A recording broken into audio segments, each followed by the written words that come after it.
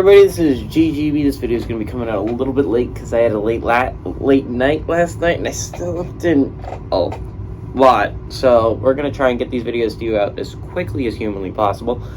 But 12 o'clock, we get number 2 Ohio State, who's 8-0, traveling to Northwestern, who's 1-7. Northwestern favored by 38 points on ABC. Northwestern has yet to win since week 0, guys, when they were in London. So that's a rough one if you're a Wildcats fan.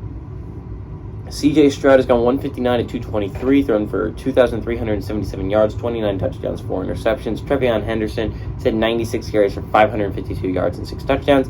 And Emeka Egbuka had 47 catches for 788 yards and 7 touchdowns. Ryan Helinski gone 141 to 244, thrown for 1,576 yards, 6 touchdowns, 6 interceptions.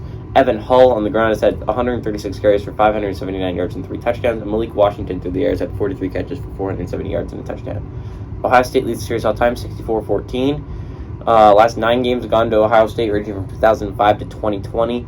Last win at home for Northwestern was in 2004. So it's been a while since Northwestern's been able to beat the Buckeyes, and it's been a while since they've been able to beat the Buckeyes at home. I think Ohio State's coming off a tough game, right? Like, they're coming off a game where they eked by Penn State. And as a Penn State fan, it's heartbreaking because I thought we had that game for the majority of it. But Ohio State kind of dominated the fourth quarter, but it really exposed a lot of the weaknesses Ohio State has. You can beat Ohio State. And I think what's really cool about this year in college football is last year you were watching college football and you were like, damn, who's going to beat Georgia? I don't know if anyone can do it. And, I mean, Alabama did it in the SEC championship, but I mean, like, no one else could do it, and they ended up winning the national championship because you were looking at it, and you're like, who's going to beat Georgia? They just look that much better than everyone else. You look at it this year, there are national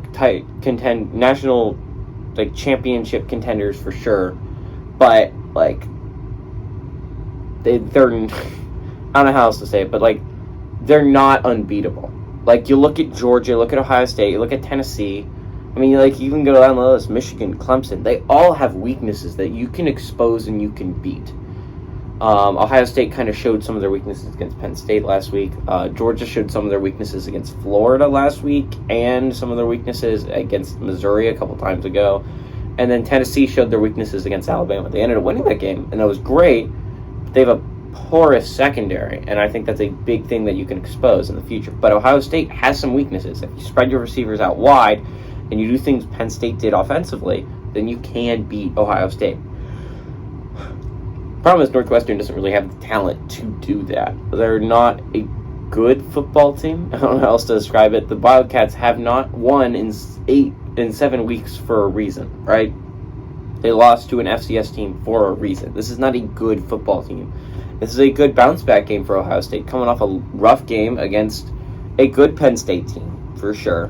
But Ohio State had that game looked like Penn State was going to win it for about 3 quarters. And in the fourth quarter, they dominated. But Ohio State has some weaknesses there. And they can build on them in this Northwestern game. Obviously, Ohio State's a significantly better team. Give me the Buckeyes to win and cover in this one.